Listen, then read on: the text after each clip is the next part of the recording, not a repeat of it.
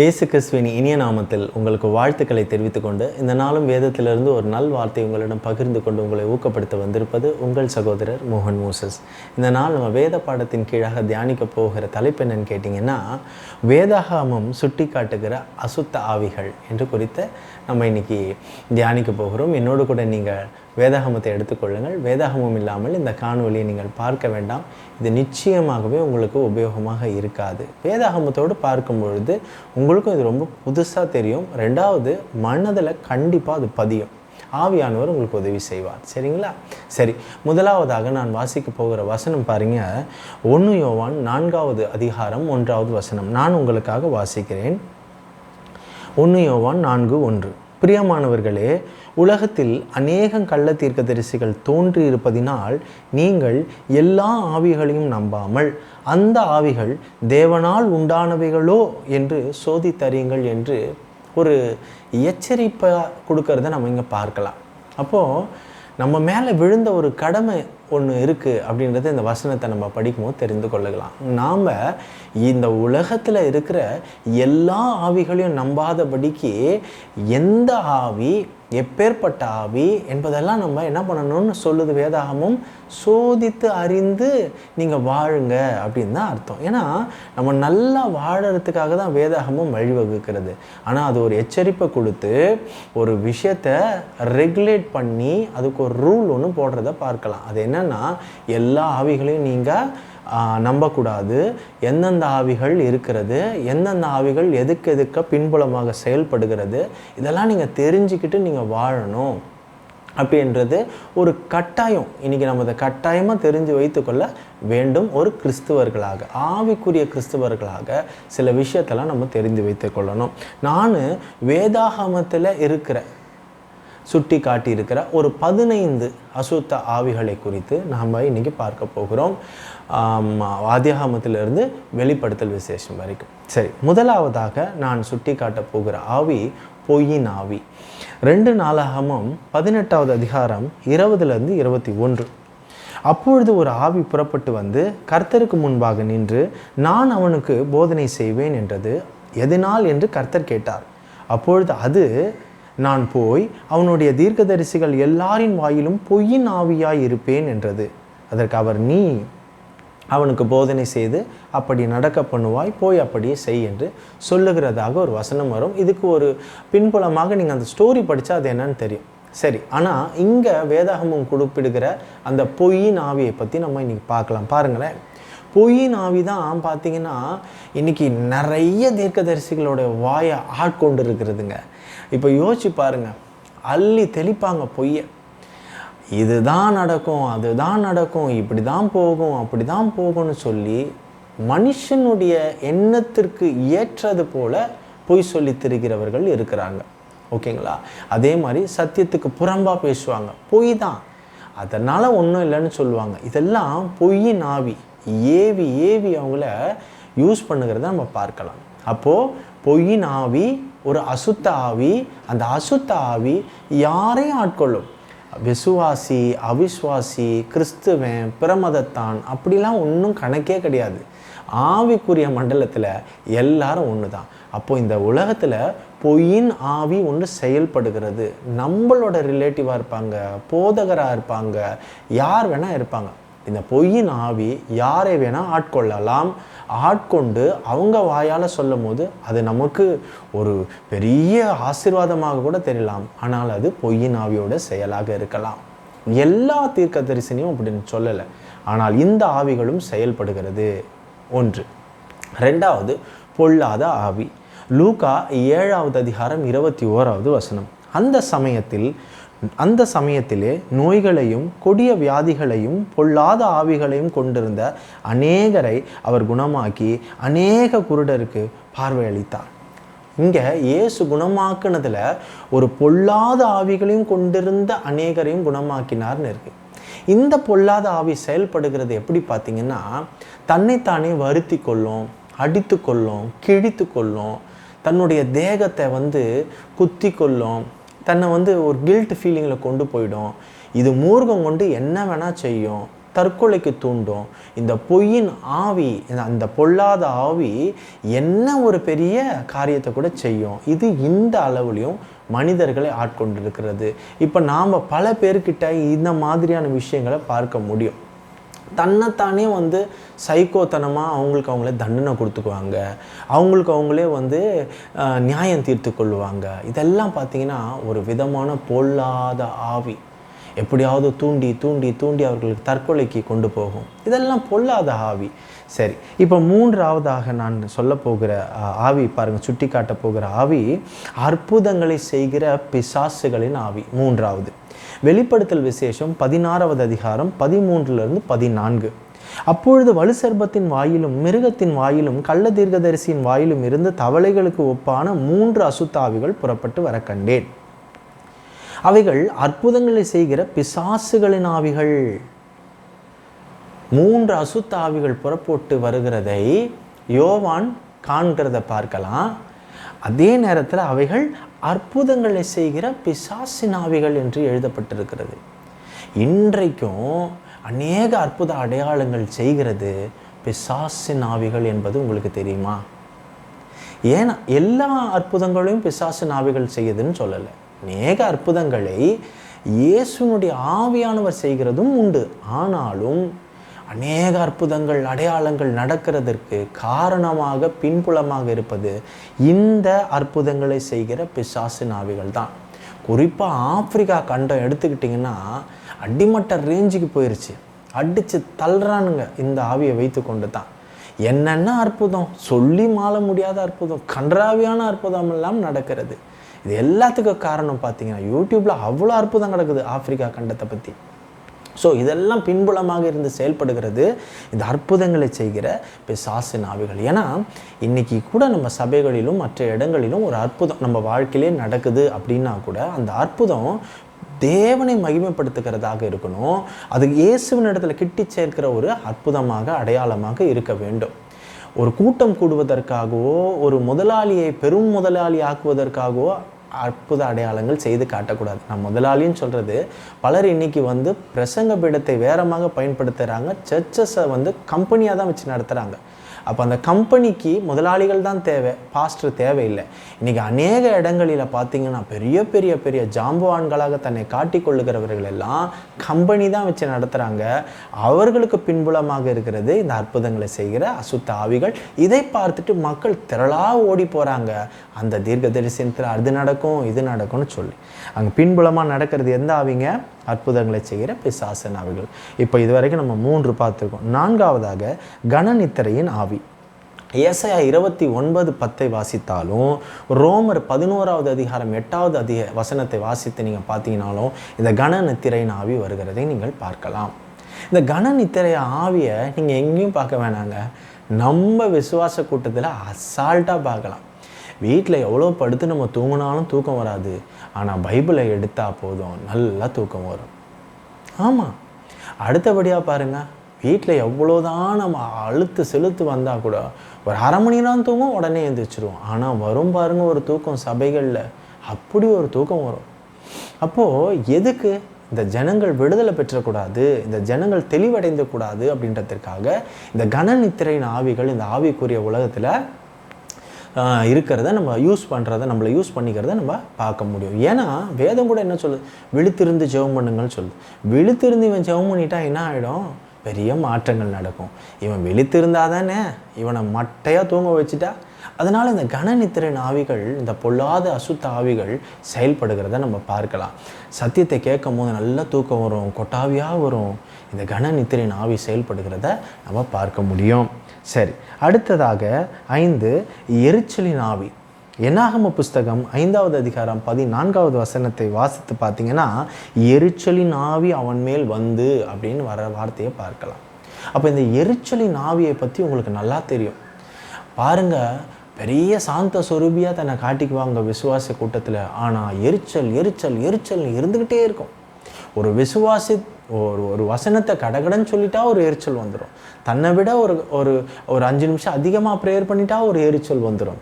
அவன் நல்ல வாழ்க்கை வாழ்ந்துட்டா ஒரு எரிச்சல் வந்துடும். அவன் பரிசுத்தமாக இருக்கிறத பார்த்தா ஒரு எரிச்சல் வந்துடும். எல்லாம் எரிச்சலின் ஆவி. இந்த எரிச்சலின் ஆவி நம்மளையே எரிச்சிட்டு போயிடுங்க. வயிறு சும்மா கப்ப கப்ப கப்ப கப்ப கப்பன்னு எரியும், எந்த நேரம் பார்க்கணும். ஆனால் வெளியில் புன்சிரிப்பாக இருப்பாங்க. எரிச்சலின் ஆவி அவர்களை ஆட்கொண்டு இருக்கும். எந்த நேரம் பார்த்தீங்கன்னாலும் நோய் நோய் நோயின்னு இருக்கும். இந்த எரிச்சலின் ஆவியோட பாதிப்பு அப்படியாக கூட இருக்கலாம். ஸோ இந்த எரிச்சலின் ஆவி எப்படியெல்லாம் செயல்படுகிறது என்பதை நீங்கள் நிச்சயமாக பார்க்க முடியும். சபையில் எந்திரிச்சு உன் சகோதரி ஒரு பாட்டல் பாடிட்டாலே உனக்கு ஒரு எரிச்சல் வந்துடும். அல்லேலூயா. ஸோ இந்த எரிச்சலின் ஆவி யாரை வேணால் ஆட்கொள்ளும், எப்படி வேணால் ஆட்கொள்ளும். ஆனால் வெளியில் தெரியாது, நாம் தான் அதை கண்டு உணர வேண்டும். அப்புறம் பாருங்கள், பொல்லாப்பு உண்டாக்கும் ஆவி. நியாயாதிபதிகள் புஸ்தகம் 9வது அதிகாரம் 23 வாசிக்கிறேன். அமலேக்குக்கும் சீகேமின் பெரிய மனுஷருக்கும் நடுவே பொல்லாப்பு உண்டாக்கும் ஆவியை தேவன் வரப்பண்ணினார்னு ஒரு வார்த்தை வருகிறது, நம்ம பார்க்கலாம். பொல்லாப்பு உண்டாக்கும் ஆவி, பொல்லாப்பை உண்டாக்குகிற ஆவி. இது பார்த்திங்கன்னா பெரும்பாலும் நம்ம வீடுகளில் பார்க்கலாம், சபைகளில் பார்க்கலாம். ஐக்கியங்கள் எல்லாம் அக்குவர ஆணி வர உடைச்சி தள்ளிடம் பாருங்கள். ஒருத்தருக்கு ஒருத்தர் இருக்கிற ஐக்கியத்தை உடைக்கிற பொல்லாத ஆவி இந்த ஆவி பொல்லாப்பை உண்டு பண்ணுகிற ஆவி. பாருங்கள், ஒரு கணவன் மனைவிக்குள்ள ஒரு பெரிய ஐக்கியத்தை உடைக்கும். கணவன் மனைவி போல் இருக்கிற அந்த சபையின் ஒரு ஐக்கியத்தையும் உடைக்கும். ஆண்டவரோடு இருந்து உறவை உடைக்கும். ஏதாவது ஒரு காரணம் காட்டி உடைச்சிக்கிட்டே இருக்கும். இதுதான் இந்த பொல்லாப்பு உண்டு பண்ணும் இந்த ஆவி. அடுத்து பாருங்கள், நான் உங்களுக்கு சுட்டி காட்ட போகிறது தாறுமாறுகளின் ஆவி. ஏசாயா 19வது அதிகாரம் 14வது வசனத்தை வாசிங்கன்னா, கர்த்தர் அதன் நடுவில் தாறுமாறுகளின் ஆவி வரப்பண்ணினார்னு இருக்கும். அப்போ தாறுமாறுகளின் ஆவினாலே உங்களுக்கு தெரியும், ஒரு மனுஷன் எப்போ தாறுமாறாக இருப்பான் பாருங்கள். ஒரு குடிக்கு அவன் உட்கொண்டுட்டானா அவன் தாறுமாறாவான். கெஞ்சாக்கு அவன் உட்கொண்டுட்டானா தாறுமாறாயிடுவான். அவன் என்ன செய்கிறான்னு அவனுக்கே தெரியாது. அப்போ இந்த கெஞ்சா குடி இதன் பின்னாடி கூட ஒரு ஆவி இருக்கிறது. அதுதான் தாறுமாறுகளை உண்டு பண்ணும். சரி அது குடிகாரர்களுக்கு இப்படின்னு நீங்கள் சொல்லலாம். குடிக்காதவங்களுக்கு கூட இது செயல்படும். எப்படி பாருங்கள், வாயை திறந்தா தாறுமாறாக பேசுவாங்க. சபை தான், பாஸ்டராக தான் இருப்பாங்க, பிலீவராக தான் இருப்பாங்க, ஆனால் தாறுமாறாக பேசுவாங்க. இன்ன இடத்துல இப்படி பேசலாமா பேசக்கூடாதா, யாரை பற்றி பேசுகிறோம், நம்ம புல்பீட்டில் நின்று பேசுகிறப்ப இப்படி பேசலாமான்லாம் நினைக்க மாட்டாங்க. தாறுமாறாக அடித்து தள்ளுவாங்க, தன்னுடைய தலகணத்தினால் பேசுவாங்க. பாருங்கள், ஒரு குடிகாரனாக இருக்கட்டும், கெஞ்சாவா அடிக்கிறவனாக இருக்கட்டும், அவன் தாறுமாறாக எப்படி பேசுவான்னா தலகணம் ஏறிடும் அவனுக்கு. யாராக இருந்தாலும் வர சொல்லு, எப்படியா இருந்தாலும் பண்ணிவிடுவேன், நான் பார்த்துருவேன், நீ பார்த்துருவேன்னு பாருங்கள். இதுதான் குடிக்காத நம்மக்கிட்டேயும் ஆட்கொள்ளும் போது எப்படி இருக்கும் பாருங்கள், நமக்கும் அந்த தலகணம் கூடிடும். இந்த தலகணத்தில் நம்ம பண்ணுற ஆட்டம் இருக்க, தாறுமாறாக நடப்போம், தலைகீழாக நடப்போம். அதுதான் இந்த தாறுமாறுகளின் ஆவியின் செயல்பாடுகள் என்பதை நம்ம புரிந்து கொள்ள வேண்டும். அடுத்தபடியாக பாருங்கள், வேசித்தன ஆவி. ஓசியா புஸ்தகம் 4வது அதிகாரம் 12வது வசனத்தை வாசிக்கிறேன். என் ஜனங்கள் கட்டையினிடத்தில் ஆலோசனை கேட்கிறார்கள், அவர்களுடைய கோல் அவர்களுக்கு செய்தியை அறிவிக்கும் என்றிருக்கிறார்கள். வேசித்தன ஆவி அவர்களை வழி தப்பி தெரிய பண்ணிட்டு அவர்கள் தங்கள் தேவனுக்கு கீழ்ப்பட்டிராமல் சோரமார்க்கம் போனார்கள் என்று. இங்கே வசனத்தில் வரும்போதே ஒரு வார்த்தையை சொல்லுது, என் ஜனங்கள்னே வந்துடு. அப்போது ஆண்டவரை ஏற்றுக்கொண்ட கிறிஸ்துவ ஜனங்கள் கூட பாருங்கள், இந்த வேசித்தன ஆவியினால் ஆட்கொண்டு இருக்கிறத நம்ம பார்க்கலாம். வேசித்தன ஆவியினாலே நம்ம எடுத்தெடுப்பில் ஸ்பிரிட் ஆஃப் ஃபோனிகேஷன் இல்லை ஸ்பிரிட் ஆஃப் வோடம் அப்படின்னு நம்ம சொல்லிடுவோம். ஆனால் உண்மையான வேசித்தனத்துக்கு அது ஒரு அர்த்தம் இருக்கிறது, விபச்சாரத்தையும் குறிக்கும். ஆனால் ஆண்டவருடைய பார்வைக்கு ஒரு வேசித்தனம் இருக்கிறதுங்க, அது விக்கிரக ஆராதனை. அந்த விக்கிரக ஆராதனை நாங்கள் எப்படிங்க பண்ணுறோம் அப்படின்னு கேட்கிற கிறிஸ்துவர்கள் இருப்பாங்க. ஆனால் விக்கிரக ஆராதனை தான் பண்ணுவாங்க. கையில் ஜெப மாலைகள் வைத்திருப்பாங்க. கட்டையின் இடத்துல போய் அவங்க ஆலோசனை கேட்குறாங்க, குறி கேட்குறாங்கன்னு நம்ம கேட்கும் போதே நம்மளுக்கு தெரிஞ்சிடுது. இன்றைக்கும் கிறிஸ்தவர்கள்லாம் பார்த்திங்கன்னா கட்டத்தை நம்பி வாழறவங்கலாம் இருக்காங்க. நல்ல நாட்கள் பார்த்து சுபகாரியங்கள் செய்கிறவங்க இருக்கிறாங்க. இதெல்லாம் ரொம்ப பெரிய ஆபத்து, கர்த்தருக்கு அருவருப்பு. இதெல்லாம் எந்த ஆவின் அவங்க பின்புலம் நிற்குதுன்னு பார்த்தீங்கன்னா வேசித்தன ஆவி. கிறிஸ்துவர்களாக தான் இருப்பாங்க, ஜாதகம் பார்ப்பாங்க, கிறிஸ்தவர்களாக தான் இருப்பாங்க, நல்ல நேரம் பார்ப்பாங்க, நியூமராலஜி படி பேரை மாற்றிக்கொள்வாங்க, என்னென்னமோ பண்ணுறாங்க. வண்டியோட கார் நம்பர், பைக் நம்பர்லாம் அவங்கெல்லாம் என்ன நியூமராலஜிலாம் பார்த்து அதுக்கேற்ற மாதிரி வாங்குறான். இதெல்லாம் என்ன? வேசித்தனத்தின் ஆவி. சரி, அடுத்து நம்ம பார்க்குறோம் ஆகாயத்து அதிகார பிரபுவாகிய ஆவி. எபேசியர் 2வது அதிகாரம் 2வது வசனத்தை வாசிங்கன்னா உங்களுக்கு தெரியும். அவைகளில் நீங்கள் முற்காலத்தில் இவ்வுலக வழக்கத்திற்கு ஏற்றபடியாகவும் கீழ்ப்படியாமின் பிள்ளைகளிடத்தில் இப்பொழுது கிரியை செய்கிற ஆகாயத்து அதிகார பிரபுவாகிய ஆவிக்கேற்றபடியாகவும் நடந்து கொண்டீர்கள்னு இருக்கு. இந்த வசனத்தை வாசிக்கும் போது தெரியும், அது கீழ்ப்படியாமின் பிள்ளைகளிடத்தில் இப்பொழுது கிரியை செய்கிற. இந்த ஆவி யார் இடத்துல கிரியை செய்கிறது நம்ம பார்க்கலாம். ஆகாயத்து அதிகார பிரபுவாகிய ஆவி. இந்த ஆவியை வச்சு பாருங்களேன், கீழ்ப்படியாமை, பெற்றோர்களுக்கு கீழ்ப்படியாத பிள்ளைகளாக இருக்கட்டும், கணவனுக்கு கீழ்ப்படியாத மனைவியாகட்டும், மனைவிக்கு என்னதான் சொன்னாலும் அவளுக்கு ஆவிக்குரிய விஷயத்தில் அவள் என்ன எடுத்து சொன்னாலும் கீழ்ப்படியாத ஒரு கணவனாக இருக்கட்டும், எப்படி வேணால் இருந்துட்டு போட்டோம். ஒரு முதலாளிக்கு இங்கே என்ன இருக்குதுன்னு தெரியும் பின்புலமாக, அங்கே தான் இந்த ஆகாயத்து அதிகார பிரபுவாகிய இந்த ஆவி வேலை செய்கிறத நம்ம பார்க்கலாம். கணவன் எவ்வளோ சொல்லுவான், இது தப்பு, இது செய்யாத, இதை வாயை மூடு, இப்படி பேசாத, பண்ணாத, கொள்ளாத, இது நமக்கும் நம்முடைய குடும்பத்தினுடைய மேன்மையை குலைக்கும்னுவான். ஆனால் அவளால் தன்னோட வாயை கட்டுப்படுத்த முடியாது, தன்னுடைய கையை கட்டுப்படுத்த முடியாது, தன்னுடைய கிரியையை கட்டுப்படுத்த முடியாது. என்ன பண்ணுவா அந்த குணசாலியான ஸ்திரீ? குடும்பத்தையே உடச்சி விட்டுருவா. குடும்பத்தை கட்ட தெரியாமல் என்ன பண்ணுறா? உடச்சி விட்டுறா. இப்போ இங்கே என்ன ஆவி செயல்படுகிறதுங்க?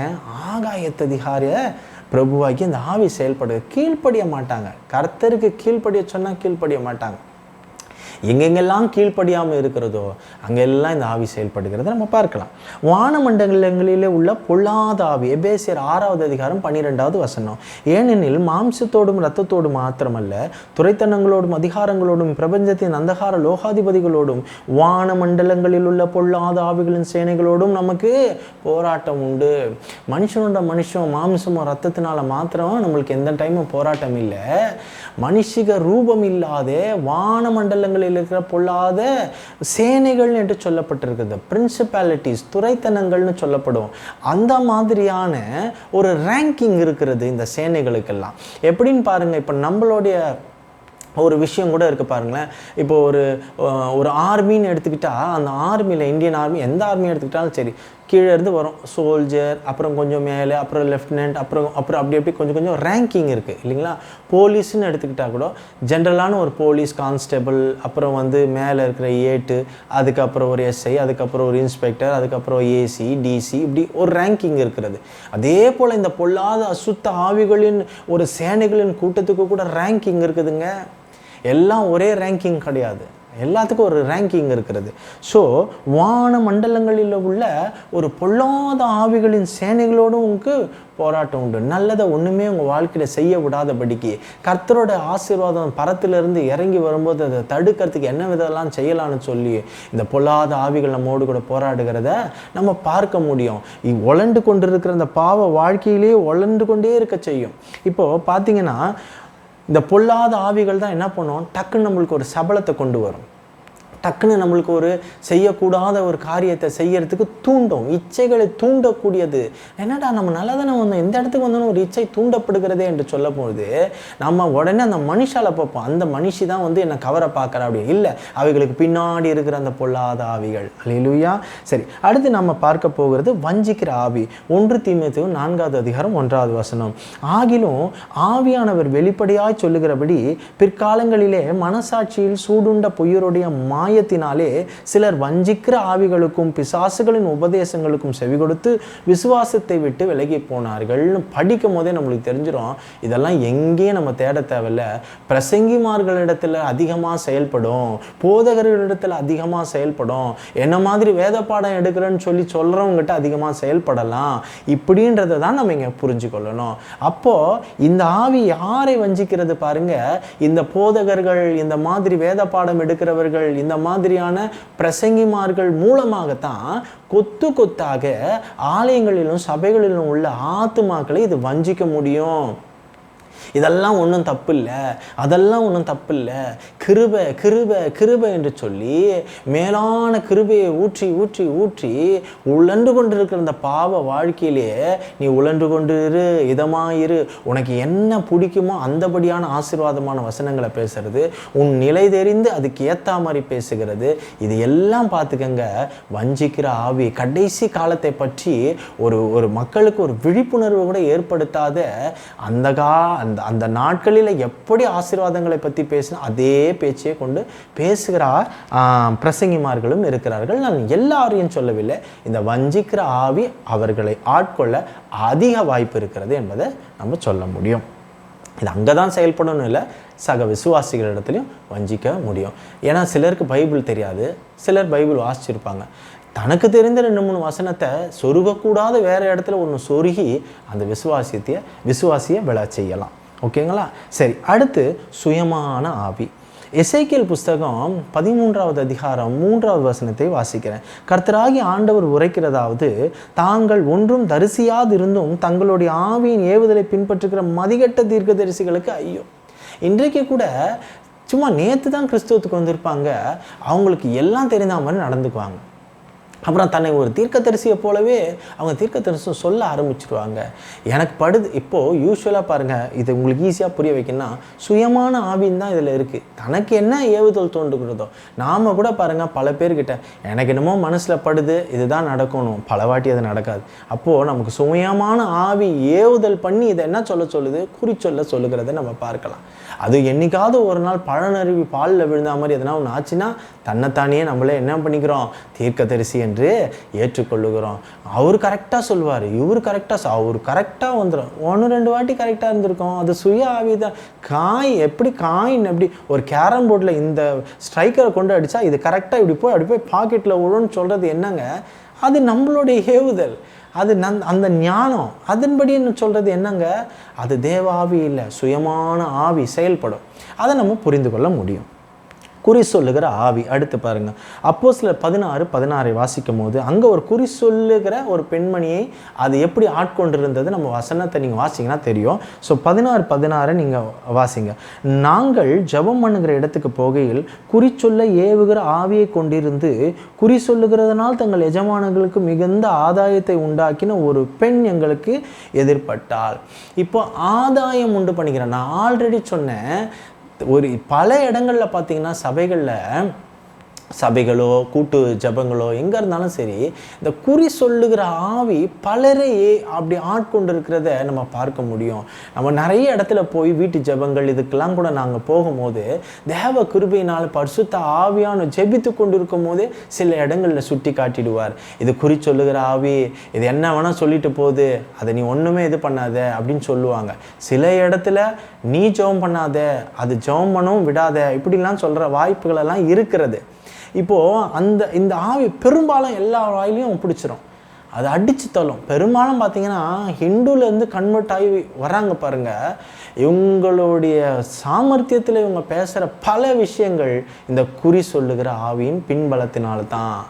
எனக்கு தெரியும் ஜனவரி 21 இது நடக்கும், இப்படி ஆகும், இவனுக்கு வேலை வரும், அவனுக்கு வேலை போயிடும், இது இப்படி ஆகும், அது அப்படி, எல்லாம் குறி சொல்லுகிற ஆவி. ஸோ இந்த ஆவியை பற்றி ஆனால் அது எதுக்கு யூஸ் ஆகுதுன்றதை பாருங்கள்.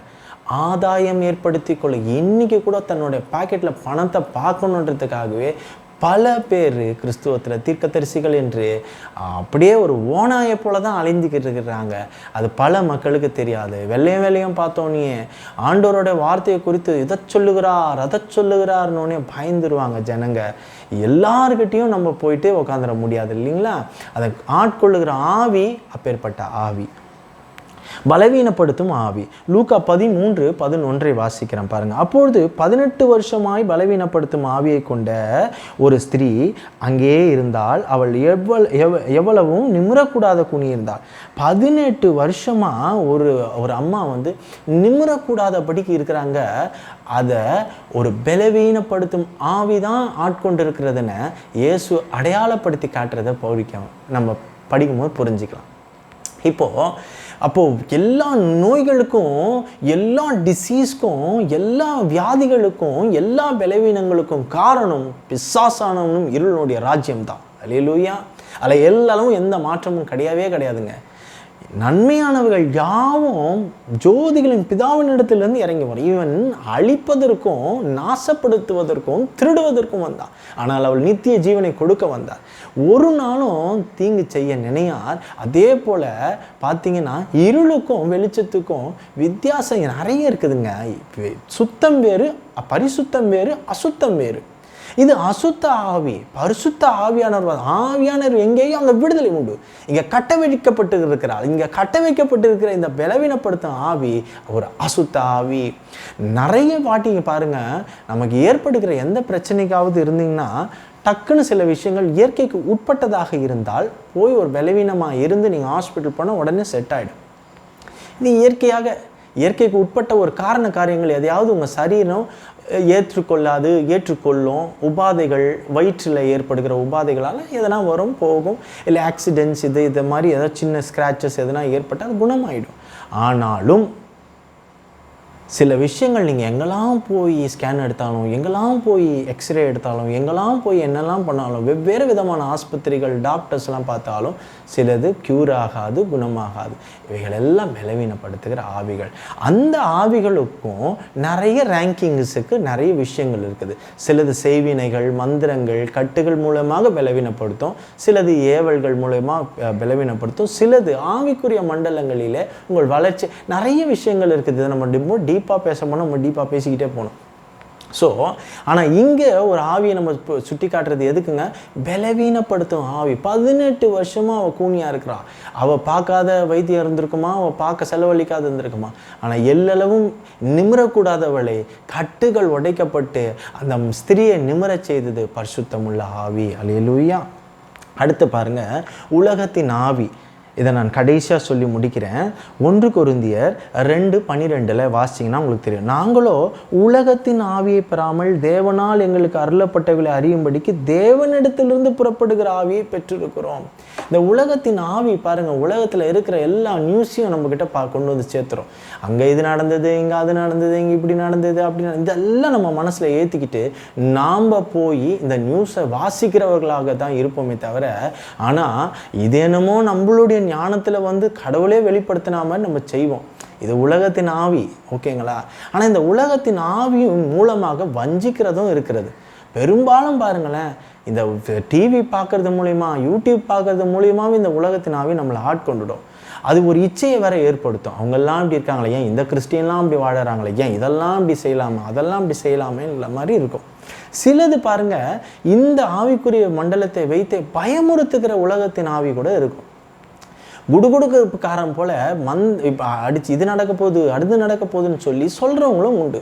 கடைசி காலமாக இருக்கிறது, எச்சரிக்கையாக இருங்கள், ஆயத்தமாக இருங்கள், பரிசுத்தமாக இருங்கள், அதற்கேற்ற காரியங்களில் ஈடுபடுங்கள் என்பதெல்லாம் பைபிள் சொல்லுது. அதை நான் ஒரு நாளும் மறுக்க மாட்டேன். ஆனால் அந்த காரியங்களையே வெறுமனே வேற ஒரு கோணோட்டத்தில் எப்போ பார்த்தாலும் பயமுறுத்துகிறவர்களும் இருக்கிறாங்க. சக விசுவாசிகளை அப்படியே பயமுறுத்தி இவங்க கண்டிப்பாக பரலோகத்துக்கே போக மாட்டாங்கன்ற அளவுக்கு அவங்களே குன்னி போகிற அளவுக்கு பயமுறுத்துகிற ஒரு உலகத்தின் ஆவியும் இருக்கிறது. இது நடந்துருச்சு, அது அங்கே நடந்துருச்சு, இதுதான் வருகை அடையாளம், இது இப்படி ஆயிடுச்சு, இது அப்படி ஆயிடுச்சுன்னு சொல்லி இதுக்கே ஒரு கூட்டங்கள் இருக்கிறது. கர்த்தர் அந்தந்த இடத்துல சொல்லியிருக்கிறாரு, இது நடக்காம அது நடக்காது, கேட்டின் மகன் வெளிப்படாமல் இது நடக்காது, யார் சொன்னாலும் இதை நம்பாது. அதான் நிறைய வசனங்கள் இருக்குது. ஆனால் இப்போ நடந்துட்டு வர்றதுலாம் அப்போ அதுக்கேற்ற மாதிரி இல்லையான்னு கேட்காதீங்க. ஆமாம், அப்படித்தான். அதை நம்ம முன்னிலைப்படுத்தி அந்த ஆவியை மகிமைப்படுத்தாமல் பரிசுத்த ஆவியானவருக்குள்ளே பரிசுத்தமாக இருக்கிறவங்க இன்னும் பரிசுத்தமாக மாறட்டும்னு போய்கிட்டே இருக்கணும். இன்னொரு விஷயம், 2 தெசலோனிக்கர் 2:2 நீங்கள் வாசிங்கன்னா உங்களுக்கு புரியும்.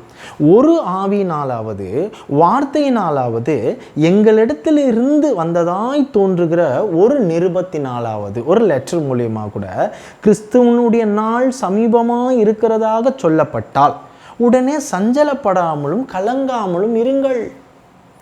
பயப்படாதீங்க, சஞ்சலப்படாதீங்க. நல்லது தானே, இயேசு வந்தால் நம்ம கூட்டிகிட்டு போகிறாரு.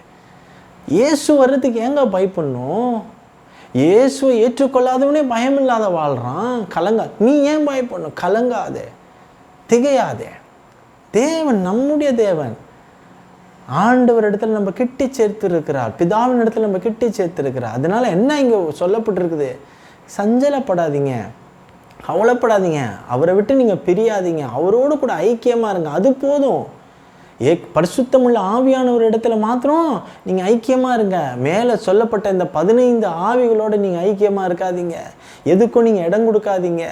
வாழற வாழ்க்கையை சகோதரத்துவத்தோடு வாழுங்க. சபை கூடி வருதில் விட்டு விடாதீங்க. போதும், திருவிருந்து ஆராதனை கரெக்டாக எடுங்க.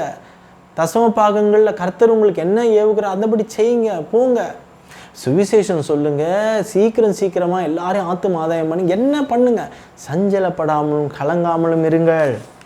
இன்னும் இப்படி இருக்கே, இன்னும் இப்படி ஆயிடுச்சாமே, அங்கே வந்துடுச்சாமே, இங்கே வந்துடுச்சாமே. இது உலகத்தின் ஆவி. ஸோ மொத்தம் 15 ஆவிகளை நான் அங்கே எங்கெல்லாம் பிடிச்சி எடுத்துகிட்டு வந்து உங்கள்கிட்ட சுட்டி காட்டியிருக்கிறேன். இதுதானா மொத்தம் அப்படின்னு நினைக்கக்கூடாது. எத்தனையோ எத்தனையோ எத்தனையோ ஆயிரம் அசுத்த ஆவிகள் இருக்கிறது. ஒரு பிசாசு, ஒரு அசுத்த மனிதன் இடத்துலேருந்து 2000 பிசாசுகள், ஒரு லேகியோன் பிசாசு போய் விரட்டினதை கர்த்தர் பார்க்கலாம். சரி பிரதர், இதெல்லாம் எப்படி கண்டறியறது, இதெல்லாம் நம்ம எப்படி புரிஞ்சுக்கிறது அப்படின்னு நம்ம பார்த்தோம்னா, யோவான் 7ஆம் அதிகாரம் 16-17 நான் உங்களுக்காக வாசிக்கிறேன். இயேசு அவர்களுக்கு பிரதியுத்தரமாக, என் உபதேசம் என்னுடையதாயிராமல் என்னை அனுப்பினோருடையதாய் இருக்கிறது. அவருடைய சித்தத்தின்படி செய்ய மனதுள்ளவன் எவனோ அவன் இந்த உபதேசம் தேவனால் உண்டாயிருக்கிறதா நான் சுயமாய் பேசுகிறேனா என்று அழுது கொள்வான். ஈஸியாக கதையை முடிச்சிட்டாரு பாருங்க. அப்போது என்னுடைய சித்தத்தை செய்கிறவனால இதை கண்டிப்பாக புரிந்து கொள்ள முடியும். இந்த ஆவி எந்த ஆவி, மேடையிலேருந்து பிரசங்க பீடத்திலேருந்து பேசுகிறது இது எந்த ஆவி, வஞ்சிக்கிற ஆவியா, அசுத்த அற்புதங்களை செய்கிற ஆவியா, இது வேசித்தன ஆவியா, நம்மளை பாதாளத்தை தள்ளுகிற ஆவியா, இது இப்படி இல்லையே, வேதம் அப்படி தானே சொல்லுது, கர்த்தரோட சித்தம் இதுவாக இருக்காது. அப்படியெல்லாம் எவன் ஒருவன் நடக்க விரும்புகிறானோ அவன் கற்பனைகளும் கைகளில் அவன் ஈஸியாக கண்டுபிடிச்சிருவான் அப்படின்றத நம்ம இங்கே புரிஞ்சிக்க முடியுது. 1 கொரிந்தியர் 2ஆவது அதிகாரம் 14-15 நான் உங்களுக்காக வாசிக்கிறேன். ஜென்ம சுபாவமான மனுஷனோ தேவனுடைய ஆவிக்குரியவைகளை ஏற்றுக்கொள்ளான், அவைகள் அவனுக்கு பைத்தியமாக தோன்றும், அவைகள் ஆவிக்கேற்ற பிரகாரமாக ஆராய்ந்து நிதானிக்கப்படுகிறவைகள் ஆனதால் அவைகள் அறியவும் மாட்டான். ஆவிக்குரியவன் எல்லாவற்றையும் ஆராய்ந்து நிதானிக்கிறான். இங்கே தான் நம்ம புரிஞ்சு கொள்ளணும். ஆனாலும் அவன் மற்றவர்களும் ஆராய்ந்து பாருங்க, ஆவிக்குரியவன் எல்லாவற்றையும் ஆராய்ந்து நிதானிக்கிறான். அப்போ இங்கே என்ன சொல்ல வர்றன்னா, ஆவிக்குரியங்களில் அற்புதமான 9 வரங்களில் ஆவிகளை பகுத்தறிகிற ஒரு வரம் இருக்கிறது. அது அற்புதமான வரம், பார்த்துக்கோங்க, அந்த டிசர்னிங் ஸ்பிரிட்ஸ். அப்போ அந்த ஆவியானவருடைய அந்த அனுகூலத்தினால, அந்த கிஃப்ட்னால நம்ம எந்த ஆவி எப்பேற்பட்டது, எதற்காக இது பின்புலமாக செயல்படுகிறது என்பதால் நம்ம ஈஸியாக பகுத்தறிய முடியும். அப்போ ஆவிக்குரியவன் இதை எல்லாத்தையும் எப்படி பண்ணுவான், நிதானித்து அறிந்துருவான். எல்லாத்தையும் ஒரே பார்வையாக பார்க்க மாட்டான் என்பதை தான் இங்கே விலைக்கு சொல்கிறத பார்க்கலாம். அப்போ நம்ம ஆவியானவர்கிட்ட, இந்த ஆவியானவர் ரொம்ப முக்கியங்க, ரொம்ப முக்கியம். பரிசுத்தம் உள்ள ஆவியானவர் இல்லாமல் நீங்கள் ஒன்றுமே பண்ண முடியாது, நிதானித்தறிய முடியாது. எந்த டைரெக்ஷனில் போகிறது, எப்படி பேசுறது, இது எந்த ஆவி, இதுக்கு நம்ம எதுக்கு நம்ம சப்மிட் பண்ணணும். எல்லாரும் உடனே பேசுகிறது எந்த ஆவி அதெல்லாம் தெரிய வேண்டாம், உடனே தன்னை சப்மிட் பண்ணிடுவாங்க. அது எல்லாமே ஒரு தவறு. அப்போ தான் நம்ம புரிந்து கொள்ள முடியும். ஓகேங்களா? அப்போ அதுக்கு நம்மளுக்கு என்ன தேவைப்படுதுங்க, அந்த ஆவியானவருடைய அனுகூலமான அந்த வரம் வேணும். ஓகே, 2வது, இப்போது கண்டுபிடிச்சிட்டோம், எல்லாம் பண்ணிட்டோம். ஆனாலும் என்ன எப்படி மேனேஜ் பண்ணுறதுன்னு நம்ம திகைக்கக்கூடாது. மத்தேயு 10ஆவது அதிகாரம் 1ஆவது வசனத்தை வாசிச்சிங்கன்னா, அப்பொழுது அவர் தம்முடைய 12 சீஷர்களையும் தமிழிடத்தில் வரவழைத்து அசுத்த ஆவிகளை துரத்தவும் சகல வியாதிகளையும் சகல நோய்களையும் நீக்கவும் அவர்களுக்கு அதிகாரம் கொடுத்தார். அல்லேலூயா. அப்போ அவருடைய பிள்ளைகளாகிய நீங்களும் அவரிடத்தில் இருந்த அதிகாரம் பெற்றவர்களா? அந்த அதிகாரத்தை கொண்டு இயேசுவின் நாமத்தினாலே, அவருடைய இரத்தத்தினாலே நீங்கள் ஜெயம் பெற முடியும். அந்த அதிகாரத்தை பெற்றவர்களாக, விசுவாசியாக, இயேசுனுடைய சர்வ வல்லமையுள்ள தேவனுடைய பிள்ளையாக, திருவித்தனுடைய பிள்ளையாக, அதிகாரம் பெற்றவர்களாக நீங்கள் என்ன பண்ண முடியுங்க, கண்டறிந்த இந்த அசுத்த ஆவியை நீங்கள் கண்டிப்பாக விரட்ட முடியும், கண்டிப்பாக நீங்கள் துரத்த முடியும், கண்டிப்பாக அவைகளுக்கு உங்களுக்கு கீழ்ப்படிந்து விலகி ஓடி தான் ஆகணும். ஒரு இடத்துல நீங்கள் அதை அறிந்து கொண்டீங்கன்னா டக்குன்னு அதை நீங்கள் என்ன பண்ணணும், கடிந்து கொண்டாங்கிறத அப்புறப்படுத்தணும். இவைகளை நீங்கள் அது கடிந்து கொள்றதுக்கு முன்னாடி இவைகள் எந்த ஆவின்னு நம்ம பார்க்குறதெல்லாம், ஒரு ஆள் உண்மையாகவே போய் ஒரு டயர்டாக தூங்குறான் அப்படின்னா அவனுக்கு கனநித்திரை ஆவி தான் பிடிச்சிருக்கு, நீங்கள் போய் டக்குன்னு போய் கண்டம் பண்ணிட முடியாது இல்லைங்களா? அதுக்கு தான் ஆவியானவர் வேணும். ஆவியானவருடைய துணை இல்லாமல் நீங்கள் ஒன்றுமே பண்ண முடியாது. நம்ம வேஸ்ட். அதுக்காக தான் இந்த மண்பாண்டங்கள், அந்த பொக்கிஷங்களை நாம் பெற்றிருக்கிறோம். அல்லேலூயா. அப்போ அதை புரிஞ்சு கொள்ளணும். ஓகேங்களா?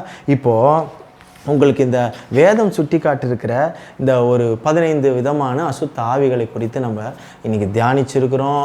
அதுகளோட பின்பலங்கள், அதோட செயல்பாடுகளை குறித்து தியானிச்சிருக்கிறோம். இதை எப்படி கண்டு அறியணும்னு நம்ம தியானிச்சிருக்கிறோம். அதுக்கு யார் உதவி செய்வார்னு நம்ம கண்டு அறிந்திருக்கிறோம். அதை நம்ம எப்படி யூஸ் பண்ணணும் அப்படின்னும் இந்த ஆவிக்குரிய மண்டலங்களில் நம்ம கண்டு அறிந்திருக்கிறோம். ஆனாலும் பரிசுத்தமுள்ள ஆவியானவர் நமக்கு துணையாக இருந்து செயல்பட வேண்டும். அதில் ரொம்ப முக்கியமாக இருக்கணும். நாமளே எழும்பிக்கிட்டு நாமளே எல்லாமே போய் பண்ணிக்கிட்டு இருக்கக்கூடாது. அது ரொம்ப தவறு. அவர் இல்லாமல் நம்ம ஒன்றும் பண்ண முடியாது. ஓகே, இன்றைக்கி இந்த சின்ன தியானிப்பில் நம்ம நிறைய கற்றுக்கிட்டு இருப்போம்னு நான் விசுவாசிக்கிறேன். கர்த்தருக்கு சித்தமானால் வேறு ஒரு தலையங்கத்தில் வேறு ஒரு நாள் நான் உங்களை சந்திக்க ஆவலாக இருக்கிறேன். அதுவரை ரகசிய வருகைக்காக காத்து கொண்டிருக்கும் மணவாட்டி சபையை மணவாளனாகி இயேசு கிறிஸ்து நிச்சயமாக கொண்டு செல்ல வருகிறார். நாம் யாவரும் சேர்ந்து செல்லுவோம். நாம் யாவரும் விசுவாசித்து சேர்ந்து சொல்லுவோம், மாரநாதா, ஆமேன்.